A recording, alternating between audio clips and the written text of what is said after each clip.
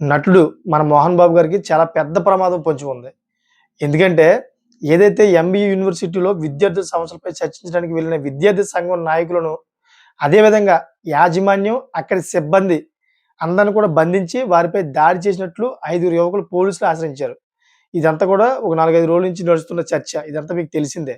So, ఇక్కడే ప్రమాదం పొంచుంది ఆయనకి. ఇంకో ట్విస్ట్ బయటపడిందన్నమాట. దీంతో కేసు నమోదు చేసిన పోలీసులు దర్యాప్తు ప్రారంభించారు. ఈ క్రమంలో తనపై నమోదైన కేసులో అరెస్ట్ నుంచి రక్షణ కల్పించాలని, మధ్యంతర ఉత్తర్వులు జారీ చేయాలని కోరుతూ ఆంధ్రప్రదేశ్ హైకోర్టులో ఆయన ఆశ్రయించారన్నమాట.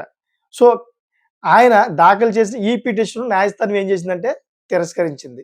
సుమోటోగా తిరస్కరించింది.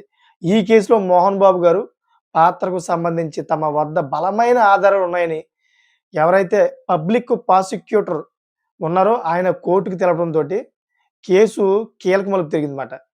విచారణ సందర్భంగా బాధితుడి వాదనలు కూడా వినాల్సిన అవసరం ఉందని హైకోర్టు అయితే ముక్కుసూటిగా చెప్పింది.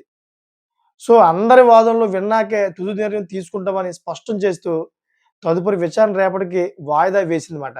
సో, దీంతో ప్రస్తుతం ఈ పరిణామం టాలీవుడ్ ఇండస్ట్రీతో పాటు రాజకీయ వర్గాల్లో అరెస్టు నుంచి ముందస్తు రక్షణ లభించకపోవడంతో మోహన్ బాబు అదేవిధంగా తదుపరి అడుగులు ఎలా ఉంటాయనేది ఉత్కంఠంగా మారింది.